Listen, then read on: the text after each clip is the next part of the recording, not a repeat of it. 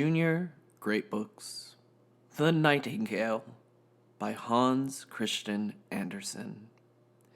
In China, as you know, the emperor is Chinese, and so are his court and all of his people. The story happened a long, long time ago, and that is just the reason why you should hear it now, before it is forgotten. The emperor's palace was the most beautiful in the whole world. It was made of porcelain and had been most costly to build. It was so fragile that you had to be careful not to touch anything, and that can be difficult. The gardens were filled with the loveliest flowers. The most beautiful of them had little silver bells that tinkled so you wouldn't pass by without noticing them. Everything in the emperor's garden was most cunningly arranged. The gardens were so large that even the head gardener did not know exactly how big they actually were.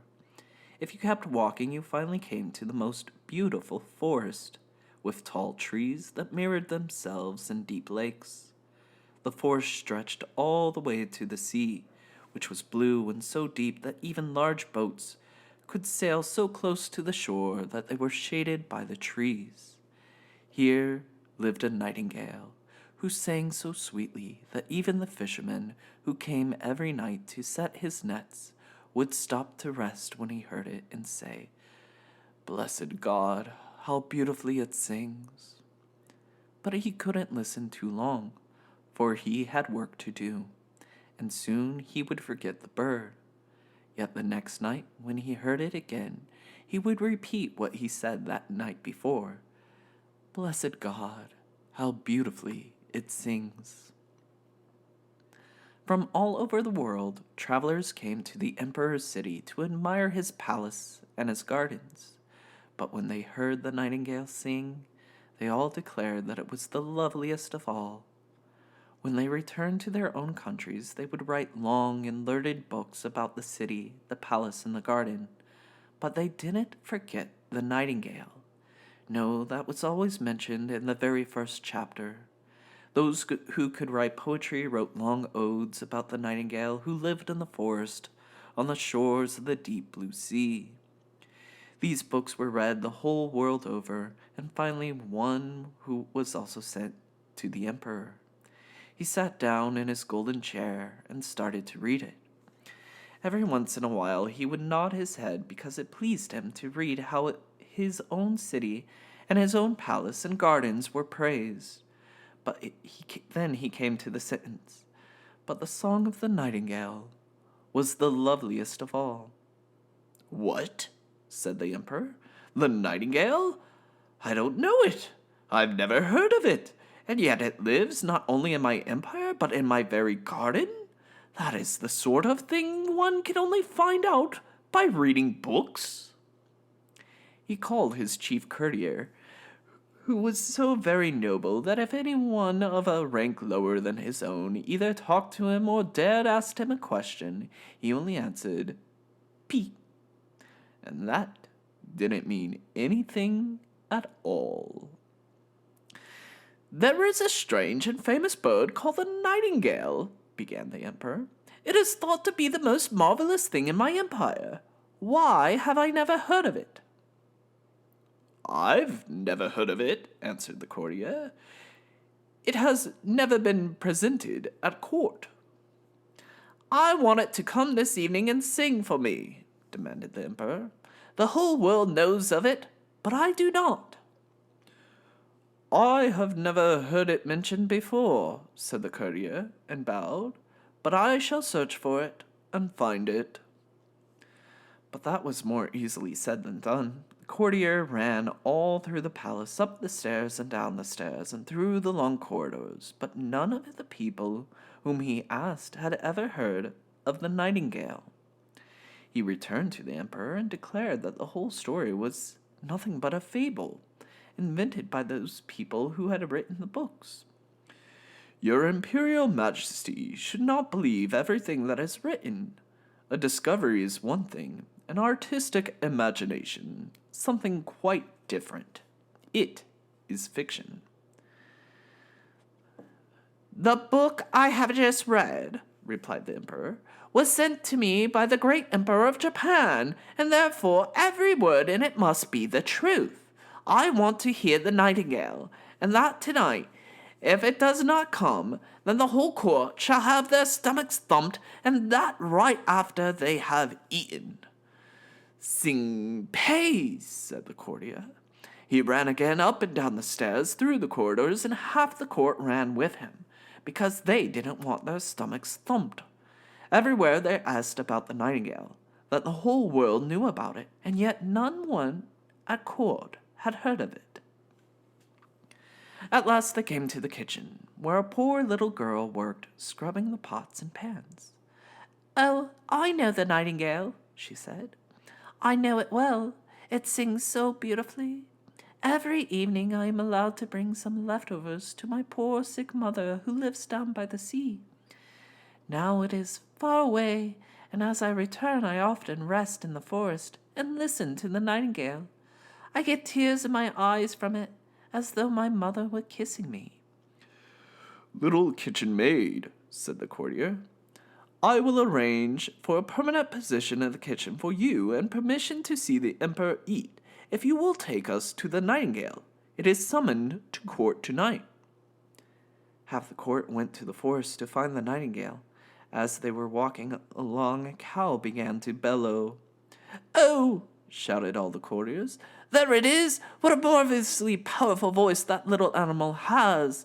We have heard it before." "That is only a cow," said the little kitchen maid. "We are still far from where the nightingale lives." They passed a little pond, and the frogs were croaking. "Lovely," sighed the Chinese imperial dean. "I can hear her. She sounds like little church bells ringing." "No, that's only the frogs," said the little kitchen maid. "But any time now we may hear it." Just then the nightingale began singing. "There it is," said the little girl. "Listen, listen, it is up there on that branch." And she pointed to a little gray bird sitting amid the greenery. "Is that possible?" exclaimed the chief courtier. "I had not imagined it would look like that. It looks so common. I think it has lost its color from shyness and out of embarrassment at seeing so many noble people at one time." "Little nightingale," called the kitchen maid, "our emperor wants you to sing for him." "With pleasure," replied the nightingale, and sang as lovely as he could. "It sounds like little glass bells," sighed the chief courtier. "Look at its little throat, how it throbs. It is strange that we have never heard of it before. It will be a great success at court." "Shall I sing another song for the emperor?" asked the nightingale, who thought that the emperor was there. "Most excellent little nightingale," began the chief courtier, "I have the pleasure to invite you to attend the court tonight, where His Imperial Majesty the Emperor of China wishes you to enchant him with your most charming art." "It sounds best in the green woods," said the nightingale. But when he heard that the emperor insisted, he followed them readily back to the palace. There, every room had been polished, and thousands of little golden lamps reflected themselves in the shiny porcelain walls and floors. In the corridors stood all the most beautiful flowers, the ones with silver bells on them, and there was such a draught from all the servants running in and out, opening and closing doors, that all the bells were tinkling, and you couldn't hear what anyone said. In the grand banquet hall where the emperor's throne stood, a little golden perch had been hung for the nightingale to sit on. The whole court was there, and the little kitchen maid, who now had the title of Imperial Kitchen Maid, was allowed to stand behind one of the doors and listen. Everyone was dressed in their finest clothes, and all were looking at the little gray bird, toward which the emperor nodded very kindly. The nightingale's song was so sweet that tears came into the emperor's eyes, and when they ran down his cheek, the little nightingale sang even more beautifully than it had before. His song spoke to one's heart, and the emperor was so pleased that he ordered his golden slipper to be hung around the little bird's neck. There was no higher honor, but the nightingale thanked him and said that he had been honored enough already. I have seen tears in the eyes of an emperor, and that is great enough treasure for me. There is a strange power in an emperor's tears, and God knows that is reward enough. Then he sang yet another song. Oh, that was the most charming and elegant song we have ever heard, said all the ladies of the court, and from that time onward they filled their mouths with water so they could make a clucking noise whenever anyone spoke to them, because they thought that then they sounded like the nightingale. Even the chambermaids and the lackeys were satisfied, and that really meant something, for servants are the most difficult to please. Yes, the nightingale was a success.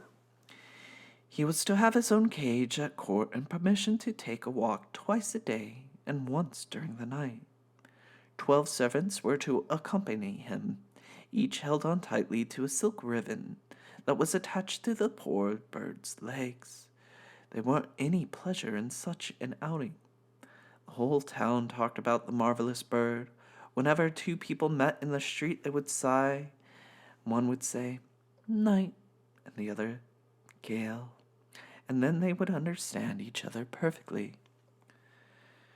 12 delicatessen shop owners named their children Nightingale, but not one of them could sing. One day, a package arrived for the emperor. On it was written, Nightingale. Oh, it is probably another book about our famous bird, said the emperor. But he was wrong. It was a mechanical nightingale. It lay in a little box and was supposed to look like the real one, though it was made of silver and gold and studded with sapphires, diamonds, and rubies.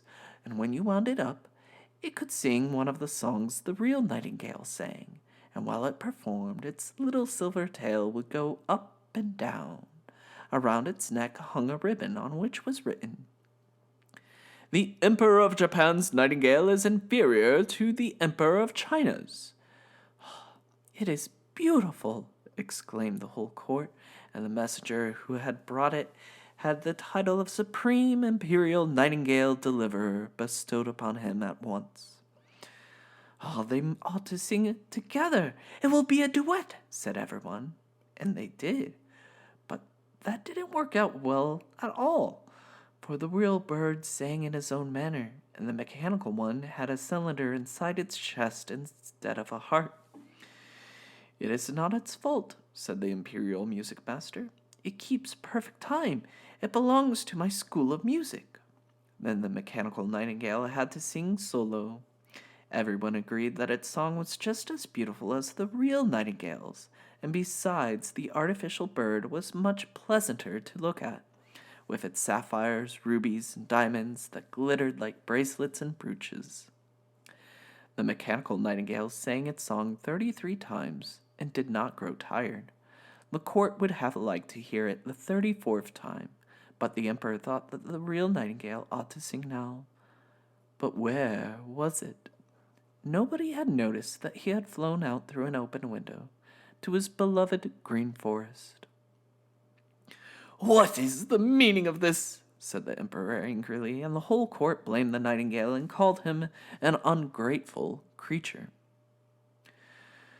But the best bird remains, they said, and the mechanical bird sang its song once more.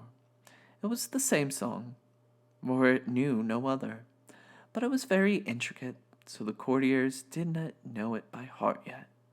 The imperial music master praised the bird and declared that it was better than the real nightingale, not only on the outside where the diamonds were, but also on the inside.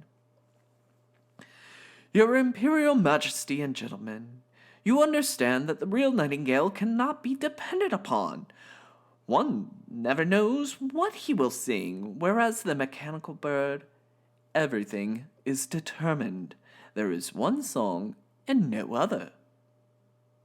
One can explain everything. We can open it up to examine and appreciate how human thought has fashioned the wheels in the cylinder and put them where they are, to turn just as they should. Precisely what I was thinking, said the whole court in a chorus, and the imperial music master was given permission to show the new Nightingale to the people on the following Sunday. The emperor thought that they, too, should hear the bird. They did, and they were as delighted as if they had gotten drunk on too much tea. It was all very Chinese. They pointed with their licking fingers toward heaven, nodded, and said, "Oh." But the poor fisherman who had heard the real nightingale mumbled, "It sounds beautiful and like the bird song, but something's missing, though I don't know what it is." The real nightingale was banished from the empire. The mechanical bird was given a silk pillow to rest upon close to the emperor's bed, and all the presents it had received were piled around it. Among them were both gold and precious stones. Its title was Supreme Imperial Night Table Singer, and its rank was number 1 to the left. The emperor thought the left side was more distinguished because that is the side where the heart is, even in an emperor. The imperial music master wrote a work in 25 volumes about the mechanical nightingale. It was not only long and learned, but filled with the most difficult Chinese words. So everyone bought it and said they had read it and understood it, for otherwise they would have been considered stupid and have their stomachs poked. A whole year went by. The emperor, the court, and all the Chinese in China knew every note of the Supreme Imperial Night Table Singer's song by heart. But that was the very reason why they liked it so much. They could sing it themselves, and they did. The street urchins sang, "Zee, zee, zee, zee, zee, gluck, gluck, gluck, gluck, gluck," and so did the emperor. Oh, it was delightful. But one evening, when the bird was singing its very best and the emperor was lying in bed listening to it, something said, clang, inside of it. It was broken. All the wheels whirled around, and then the bird was still. The emperor jumped out of bed and called his physician, but he couldn't do anything, so the imperial watchmaker was fetched. With great difficulty he repaired the bird, but he declared that the cylinders were worn and new ones could not be fitted. The bird would have to be spared.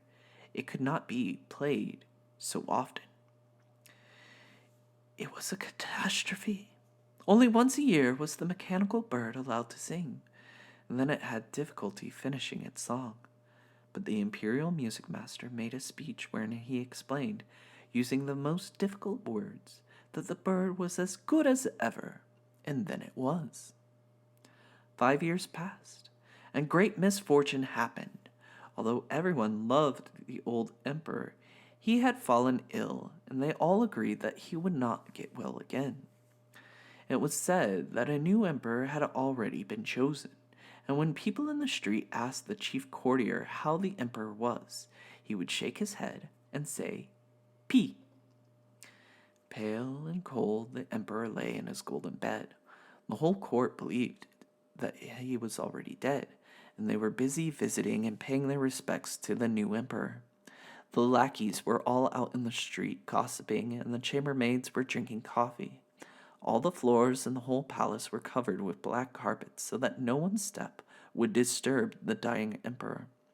And that's why it is quiet as quiet could be in the whole palace. But the emperor was not dead yet. Pale and motionless, he lay in his great golden bed. The long velvet drapes were drawn, and the golden tassels moved slowly in the wind, for one of the windows was open. The moon shone down upon the emperor, and its light reflected in the diamonds of the mechanical bird. The emperor could hardly breathe. He felt as though someone were sitting on his chest. He opened his eyes.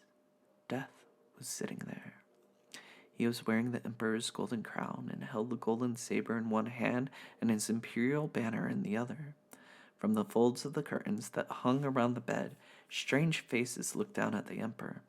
Some of them were frighteningly ugly, and others mild and kind. They were the evil and good deeds that the emperor had done. Now, while death was sitting on his heart, they were looking down at him. "Do you remember?" whispered first one and then another, and they told him things that made the cold sweat of fear appear on his forehead. "No, no, I don't remember. It's not true," shouted the emperor. "Music, music, play the great Chinese gong," he begged, "so that I will not be able to hear what they are saying." But the faces kept talking, and Death, like a real Chinese, nodded his head to every word that was said. "Little golden nightingale, sing," demanded the emperor. "I have given you gold and precious jewels, and with my own hands have I hung my golden slipper around your neck. Sing, please, sing." But the mechanical nightingale stood as still as ever, for there was no one to wind it up, and then it couldn't sing. Death kept staring at the emperor out of the empty sockets in his skull, and the palace was still, so terrifyingly still. All at once, the most beautiful song broke the silence. It was the nightingale, who had heard of the emperor's illness and torment. He sat on a branch outside the emperor's window and sang to bring him comfort and hope. As he sang, the faces in the folds of the curtains faded, and the blood pulsed with greater force through the emperor's weak body. Death himself listened and said, "Please, little nightingale, sing on." "Will you give me the golden saber? Will you give me the imperial banner? Will you give me the golden crown?" Death gave each of his trophies for a song, and then the nightingale sang about the quiet churchyard where white roses grow, where fragrant elderberries trees are, and where the grass is green from the tears of those who come to mourn. Death longed so much for his golden that he flew out of the window like a white, cold mist. Thank you," whispered the emperor. "You heavenly little bird. I remember you. I banished you from my empire, and yet you came to sing for me. And when you sang, the evil phantoms that haunted me disappeared, and Death himself left my heart. How shall I reward you?" "You have rewarded me already," said the nightingale. "I shall never forget that the first time I sang for you, you gave me the tears from your eyes, and to a poet's heart those are jewels. But sleep so you can become well and strong. I shall sing for you." The little gray bird sang, and the emperor slept, so blessedly, so peacefully. The sun was shining in through the window when he woke. He did not feel ill any more. None of his servants had come, for they thought that he was already dead. But the nightingale was still there, and he was singing. "You must come always," declared the emperor. "I shall only ask you to sing when you want to, and the mechanical bird I shall break into 1,000 pieces." "Don't do that," replied the nightingale. "The mechanical bird sang as well as it could. Keep it. I can't build my nest in the palace. Let me come to visit you when I want to, and I shall sit on the branch outside your window, and I will sing for you. And my song shall make you happy, Song should make you thoughtful. I shall sing not only for those who are happy, but also of those who suffer. I shall sing of the good and of the evil that happen around you, and yet are hidden from you. For a little songbird flies far. I visit the poor fishermen's cottages and the peasant's hut, far away from your palace and your court. I love your heart more than your crown, and yet I feel that the crown has the fragrance of something holy about it. I will come, I will sing for you. Only one thing must you promise me. I will promise you anything, said the emperor, who had dressed himself in his imperial clothes and was holding his golden saber and pressing it against his heart. I beg of you, never tell anyone that you have a little bird that tells you everything, for then you will fare even better. And with that, the nightingale flew away. The servants entered the room to look at their dead master. There they stood gaping when the emperor said, "Good morning." The end.